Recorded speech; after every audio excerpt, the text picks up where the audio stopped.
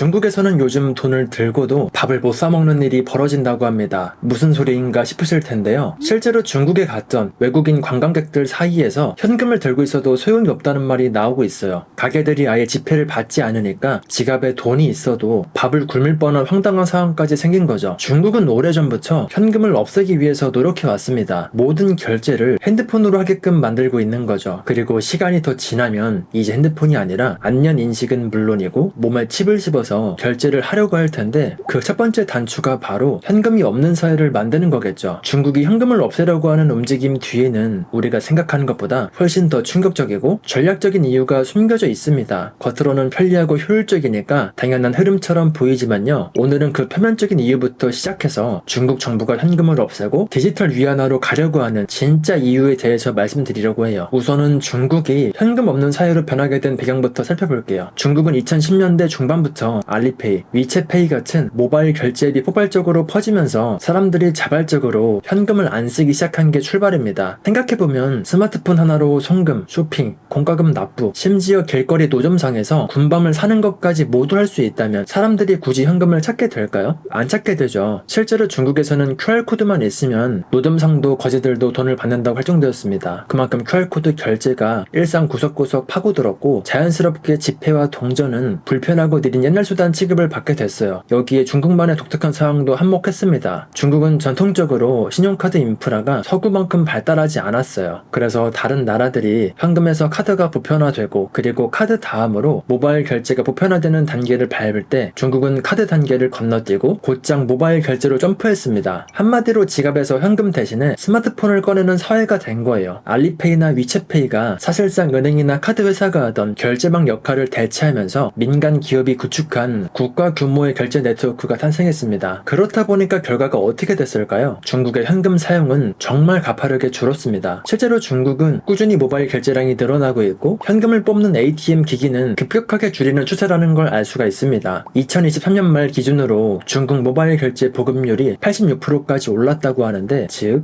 10건 중에 9건은 스마트폰으로 돈을 주고받을 수가 있다는 겁니다. 특히 코로나 팬데믹이 이 추세에 기름을 부었습니다. 현금을 여러 사람이 만지는 게 비위생적이라는 인식이 퍼지면서 중국에선 휴대폰 결제를 못하게 하면 아예 결제를 못하는 상황까지 갔어요. 많은 상점들이 현금을 안 받으려고 하니까 노인분들이나 시골 주민들, 외국인 관광객들은 지갑에 돈이 있더라도 못 쓰는 상황이 생기기도 하죠. 모든 매장이 그렇지 않지만 추세가 그런 방향으로 가고 있다는 겁니다. 실제로 중국 중앙은행이 현금 수치 거부 단속에 나설 정도였어요. 2024년엔 어느 KFC 매장이 현금 손님을 받지 않다가 걸려서 벌금형까지 받았습니다. 아직까진 법적으로 중국에선 현금 받는 걸 거부하는 건 불법이니까요. 그런데 흥미로운 건 중국 정부의 태도가 이중적이라는 겁니다. 한편으론 현금을 안 받으면 처벌한다고 경고하면서 근데 다른 한편으로는요. 자체 디지털 화폐인 디지털 위안화를 몇 년째 시범 운영하면서 이걸 전국적으로 확산시키려고 엄청 밀어붙이고 있죠. 겉보기엔 중국 사람들이 편리한 거 좋아해서 현금을 버리려고 하는구나 싶기도 하고 그리고 중국 정부도 디지털 위안화를 공식적으로 내세우는 이유들을 들어보면 꽤 그럴듯합니다. 경제학이나 핀테크 관련 논문들에서 반복해서 등장하는 키워드와 똑같아요. 먼저 첫 번째로 디지털 화폐를 사용하면 좋은 장점은 거래 비용 절감과 효율성이죠. 현금을 쓰면 어떤 비용이 들까요? 먼저 돈을 찍어내는 비용이 있죠. 그리고 운반하고 보관하는 비용이 있죠. 그리고 위조 지폐를 막는 비용도 들죠. 그리고 남는 돈을 폐기하고 새로 발행하는데도 돈이 듭니다. 이런 것들을 이것저것 다 합쳐보면 은근히 비쌉니다. 근데 돈이 전부 디지털로 발행되고 유통되면 이런 물리적인 비용을 확 줄일 수가 있겠죠. 실제로 중앙은행이 설계한 디지털 위안화는 오프라인 상태에서도 쓸 수 있게 하고 소액이나 고빈도 거래에 최적화되도록 만들어졌어요. 쉽게 말해서 디지털 현금 역할을 하겠다는 겁니다. 그리고 두 번째 장점은요. 디지털 화폐를 사용하면 금융 포용성과 빈곤 감소 효과가 있다고 합니다. 중국같이 땅덩이가 크고 불균형이 심한 나라에서는요. 시골이나 저소득층 가정 중에 은행 계좌 한번 못 만들어 본 사람들도 많습니다. 그런데 스마트폰만 있으면 누구나 계좌 없이도 송금하고 소액 대출을 받고 보험을 들 수 있는 길이 열렸어요. 사실 한국도 비슷하지만 중국은 특히 모바일 금융이 폭발적으로 퍼지면서 농촌까지 금융 접근성이 개선됐다고 해요. 근데 재밌는 건 이런 디지털 금융이 실제로 농촌의 가난을 줄이는 데 효과가 있다는 연구 결과도 나왔더라고요. 그러니까 단순히 편리해서 좋은 게 아니라 시골 사람들이 돈도 벌고 덜 가난해지는 데도 도움이 되더라는 거죠. 그리고 세 번째 장점은 위조 지폐나 범죄, 탈세 방지 효과입니다. 중국은 한때 위조지폐 천국이라고 불릴 만큼 가짜 돈 문제가 심각했어요. 그리고 원래 현금 거래는 익명성이 높다 보니까 탈세나 뇌물, 부패에 악용되기가 쉽습니다. 그런데 모든 돈 거래가 데이터로 남으면 어떻게 될까요? 국세청이든 경찰이든 필요하면 탈세니 돈 세탁이니 이런 범죄 자금 흐름을 추적하기가 훨씬 수월해집니다. 실제로 중국이 디지털 위안화를 설계할 때부터 추적 가능성을 중요한 기능으로 넣었습니다. 공식적으로도 돈 세탁, 테러 자금, 부패 자금을 잡아내고 금융 안정을 강화하기 위한 것이라고 설명하는데 결국 국가 입장에서는 모든 돈의 흐름을 투명하게 들여다볼 수 있게 된다는 거죠. 지금까지 이유들은 하나같이 다 그럴듯합니다. 거래 비용이 낮아지고 금융 소외층이 줄고 범죄나 탈세가 줄어드니까 다 좋아 보이죠. 하지만 디지털 화폐는 무조건 장점만 있지 않다는 겁니다. 중국이 이걸 추진하는 진짜 이유는 따로 있어요. 결국의 핵심은 디지털화가 가져오는 통제력인데 모든 화폐를 국가가 발행한 디지털 화폐로 사용하게 되면 어떤 단점이 있을까요? 첫 번째는요. 모든 거래를 데이터로 만드는 국가 감시 인프라 구축입니다. 아까 잠깐 언급을 했지만 현금은 익명성이 높아서 누가 어디서 돈을 쓰는지 국가가 실시간으로 파악하기가 어렵습니다. 근데 현금을 없애고 모든 거래를 디지털로 하면 사실상 국가가 개인과 기업의 돈의 흐름을 손바닥 보듯이 볼 수가 있는 체계가 만들어집니다. 그냥 밖에서 오뎅 먹고 붕어빵 사 먹는 것까지 다 기록에 남아가지고 추적할 수 있다는 얘기예요. 중국이 강조하는 관리 가능한 익명성이라는 말은 결국에 큰 돈이 움직이면 다 들여다보겠다는 뜻입니다. 지금까지는 알리페이나 위챗페이 같은 민간 기업 서버에 쌓이던 결제 데이터들이 디지털 위안화로 가게 되면 국가가 직접 1차적으로 쥐게 되는 구조가 돼요. 그리고 이 데이터에는 단순히 소비 패턴을 아는 데서 끝나지 않습니다. 어디에 쓸 수 있냐면 사회 통제 수단으로까지 확장이 가능해요. 예를 들어 보면 특정 집단의 자금 흐름을 국가가 실시간에 가깝게 추적할 수가 있습니다. 부동산 투기를 하는 세력이 돈을 어떻게 굴리는지, 어떤 정치적 반대 세력이 어디서 돈을 받아 쓰는지 국가가 원한다면 다 추적할 수 있다는 겁니다. 그리고 그걸 기반으로 필요하다면 자금을 차단할 수도 있겠죠. 중국은 이미 사회신용 시스템이라는 걸 일부 도입해서 개인과 기업의 행동을 점수화하는 실험을 하고 있는데 여기에 금융 데이터까지 통합되면 어떻게 될까요? 금융 데이터와 더불어서 사회 데이터가 합쳐진 초대형 감시 통제 시스템이 될 수가 있겠죠. 눈에 보이지 않는 디지털 빅브라더가 등장할 수도 있다는 겁니다. 그리고 두 번째는요. 통화 재정 정책을 마음대로 만들 수가 있다는 거예요. 중앙은행이 금리를 내릴 때 현금이 존재하면 한계가 있습니다. 중앙은행이 금리를 마이너스로 내리면 사람들은 은행에서 현금을 찾아서 투자를 하거나 금고에 쌓아두면 그만입니다. 그런데 모든 돈이 디지털로 존재하면 어떻게 될까요? 계좌에 있는 돈을 일괄적으로 마이너스 2%, 마이너스 5% 이자를 붙여버리는 것도 기술적으로는 가능해집니다. 그럼 사람들은 현금을 인출해서 도망갈 구멍이 없어서 강제로 돈을 사용해야 되는 경우가 생길 수도 있겠죠. 저축을 하고 싶어도 못하는 상황이 오는 겁니다. 게다가 중앙은행이 돈에다가 프로그래밍을 할 수도 있어요. 예를 들어서 이 돈은 6개월 안에 안 쓰면 없애버린다고 하는 조건을 붙일 수가 있습니다. 정책적으로 경기 부양이 필요할 때 일부러 돈의 유통기한을 두는 건데 헬리콥터 머니라고 해서 특정 계층이나 지역에만 조건부로 돈을 뿌릴 수도 있고 지역화폐처럼 쓰임새를 제한할 수도 있죠. 심지어 소비 열기가 과한 업종은 결제 한도를 실시간으로 줄이고 침체된 분야는 한도를 늘리고 돈의 금리를 붙였다가 뗐다가 하는 식으로 미세한 경제 조정도 이론적으로는 가능해집니다. 안 그래도 현재 중국이 지금 직면한 문제들을 보면요. 부동산 침체, 내수 부진, 청년 실업, 자산 가격 하락, 중국 경제 곳곳에 문제가 상당히 많습니다. 근데 중국 정부가 디지털 통화로 돈줄을 정교하게 조절할 수 있으면 어떻게 될까요? 원하는 곳엔 돈을 찔러놓고 원치 않는 투기나 거품엔 돈이 못 가게 막고 정치하는 입장에선 상당히 매력적인 도구죠. 그래서 중국도 디지털 위안화 이야기가 나올 때 거시경제를 안정시키는 새로운 수단이 될 수도 있다 라고 홍보를 하고 있는데 쉽게 말해서 디지털 위안화는 경제가 어려울 때 정부가 훨씬 적극적으로 개입해서 돈의 사용 방향과 속도를 통제할 수 있게 된다고 장점을 어필하죠. 여기까지 들어보면 중국이 현금을 없애려고 하는 이유를 아시겠죠. 정부 입장에선 단점은 거의 없고 장점만 있습니다. 하지만 그걸 사용하는 서민들의 입장에선 모든 걸 감시당하고 통제를 당하기 때문에 반대하는 사람이 많은 거고요. 중국 정부도 이런 비판을 모르지 않아서인지 앞에서는 현금도 쓰라고 하고 현금을 거부하면 처벌한다고 말하면서도 뒤에서는 조용히 디지털 위안화를 보편화시키는 모습이죠. 어떻게 보면 브레이크와 가속을 동시에 밟는 듯한 스탠스죠. 하지만 결국 방향 자체는 분명해 보입니다. 길게 보면 중국은 현금 비중을 계속 줄이고 디지털 위안화 비중을 키울 거예요. 그리고 모든 자금 흐름 인프라와 데이터를 국가가 가져가려는 전략이겠죠. 근데 더 소름 돋는 건 현금이 사라지는 흐름은 중국만의 이야기가 아닙니다. 왜냐면 우리나라도 현금 사용이 급속도로 줄고 있거든요. 한국도 카드 결제, 간편 결제, 송금 앱까지 너무 편리해지면서 지폐를 쓸 일이 확 줄었습니다. 편리하니까 좋은 것 같지만요. 현금이 모두 사라지고 CBDC가 보편화가 된다면 어떻게 될까요? CBDC는 국가와 중앙은행이 발행하는 디지털 디지털 화폐를 말합니다. 중국은 디지털 위안화라고 하면 한국은 프로젝트 한강이라고 해서 CBDC 사업을 조용히 추진 중이죠. 너무 편하고 좋은 것만 추구하다 보면 그 안에 숨어있는 리스크를 놓치기가 쉽습니다. 현금 없는 사회, 듣기엔 미래지향적이고 멋져 보이지만 한편으로는 돈줄이 전부 중앙 통제 아래로 들어가는 사회를 말하기도 해요. 현금이 사라지는 사회에서 가장 무서운 건 돈이 없어지는 게 아니라 돈의 주인이 바뀌는 겁니다. 저축하고 싶어도 마음대로 저축하지 못하고, 투자를 하고 싶더라도 마음대로 하지 못하고, 그리고 먹고 싶은 것도 마음대로 먹을 수가 없는 시대가 올지도 모르죠. 말 그대로 자유가 사라지는 겁니다. 안 그래도 요즘 부동산 가격 잡는다고 세금도 올리고 이것저것 많이 하잖아요. 근데 디지털 화폐로 정부가 돈을 마음대로 통제할 수 있으면 아예 부동산 관련 결제는 얼마까지만 쓸 수 있도록 제한을 걸어버리면 그만입니다. 그리고 소상공인들이 힘들다고 하면 대형마트에서는 한 달에 얼마 이상 돈을 못 쓰도록 한도를 걸어버리면 그만이고요. 특정 지역 소비를 늘리고 싶다면 해당 지역에서만 쓸 수 있는 돈을 뿌려주면 그만이죠. 정책을 펼치는 사람들의 입장에선 디지털 화폐만큼 좋은 게 없는 거예요. 마음에 안 드는 집단이 있거나 반대 의견을 내는 집단이 있다면 조금이라도 꼬투리를 잡고 명분을 잡아가지고 그 집단과 개인의 계좌를 동결하거나 송금을 막아버리면 마음에 안 드는 세력도 손쉽게 통제가 가능해지겠죠. 디지털 화폐가 보편화가 된다면 훨씬 더 간편하고 자유로워질 것 같지만 역설적으로 자유가 사라질 수도 있어요. 하지만 문제는 전 세계적인 흐름을 보면 현금 없는 사회로 가는 걸 완전히 막을 수가 없습니다. 이미 한국도 카드, 간편결제, 송금 앱,